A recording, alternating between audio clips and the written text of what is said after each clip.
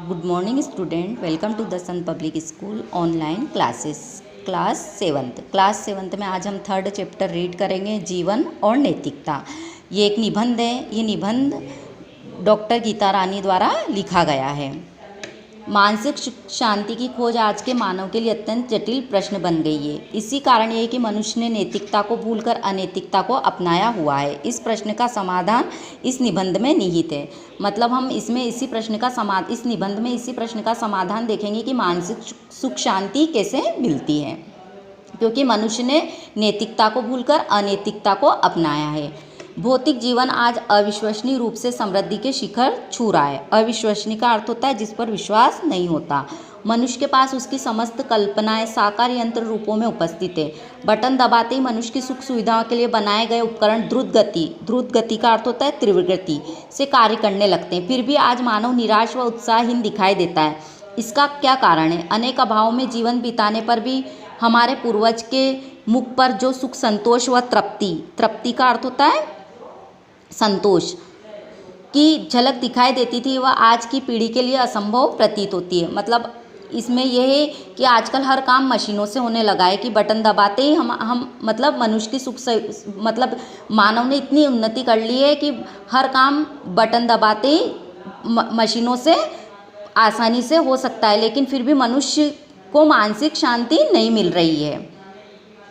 ऊपरी तौर पर भले ही आज के जीवन में चमक धमक दिखाई देती है, किंतु आंतरिक रूप से जो खोखलापन आ गया उसका मूल कारण है नैतिक मूल्यों की अवहेलना। कौन नहीं जानता कि असत्य, चोरी, निंदा, क्रूरता, स्वार्थपरता अनैतिक वृत्तियां हैं, किंतु यह जानते हुए भी विविध बहाने बनाकर लोग इन्हें अपनाए हुए। वे तर्क देते हैं कि झूठ के बिना काम नहीं चलता, ईमानदारी से व्यक्ति आगे नहीं बढ़ सकता, दूसरों की सोचे तो अपना क्या होगा, आदि आदि। इस तरह आज नैतिक मूल्यों की अपेक्षा की जा रही है। अब तो स्थिति यह आ गई है कि सत्य प्रेम अचौर्य का अर्थ होता है चोरी न करना, ईमानदारी, त्याग आदि बहुमूल्य गुण केवल पुस्तकों में पढ़ने के लिए ही माने जाने लगे हैं। कि मतलब आज इसमें यह है कि आजकल मनुष्य ने अनैतिकता में जैसे चोरी करना, निंदा, क्रूरता, स्वार्थ, बेईमानी ये सब अपना लिए हैं। और मतलब इंसान का मानना है कि झूठ के बिना काम नहीं चलता और ईमानदारी से व्यक्ति आगे बढ़ ही नहीं सकता, इसलिए मनुष्य अनैतिकता की ओर बढ़ता जा रहा है। और ईमानदारी, त्याग जो ये सब हैं, ये सब उनके लिए केवल किताबी ज्ञान रह गया है।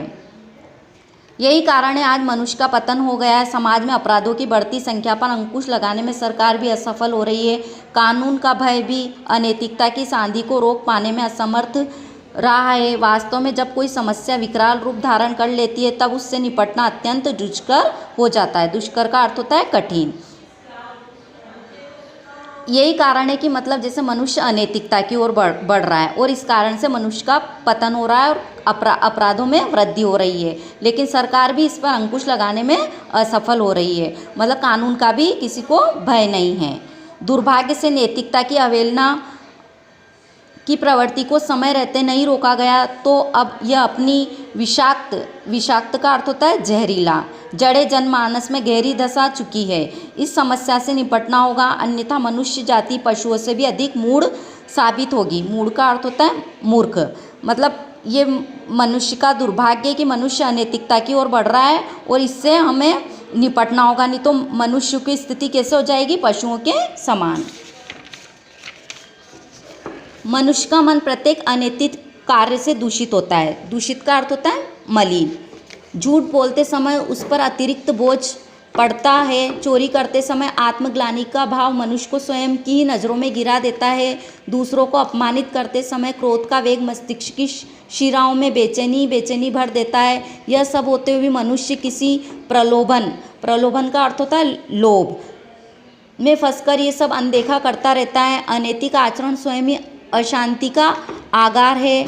अतः धीरे धीरे अशांति बढ़ती है और मनुष्य इससे घिरकर छटपटाने लगता है। अपने दुख का कारण वह प्राय दूसरों को मानता है, किंतु वास्तव में दुख के बीज उसने स्वयं ही अनैतिक आचरण के रूप में बोए थे। यह उसे पता नहीं चलता। अब वह अपना सर्वस्व का अर्थ होता है सब कुछ देकर भी पल भर शांत होना चाहता है, किंतु किसी और से भी उसे सच्ची शांति प्राप्त नहीं हो पाती। मतलब इसमें ये बताया गया है कि मनुष्य अनैतिकता की ओर बढ़ने से उसमें आत्मग्लानि का भाव आ जाता है, मतलब अपने अंदर उसको अपनी नज़रों में वह गिर जाता है और इससे धीरे धीरे अशांति बढ़ती है, मतलब मनुष्य को मानसिक शांति नहीं मिलती और वो ये कारण इसका दोष वह दूसरों पर देता है, लेकिन जबकि वह स्वयं ही इसके लिए जिम्मेदार है।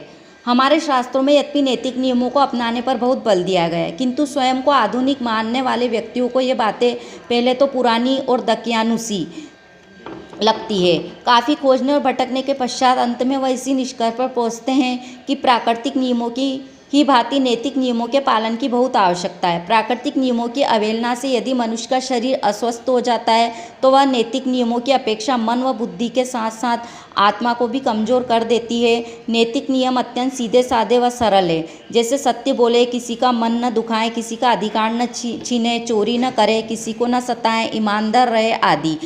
एक बार नैतिक मूल्यों की महत्ता हम जान ले तो हम इन्हें जीवन की अनमोल का अर्थ होता है जिसका कोई मूल्य ना हो, पूंजी की भांति सदा अपने साथ रखना चाहेंगे।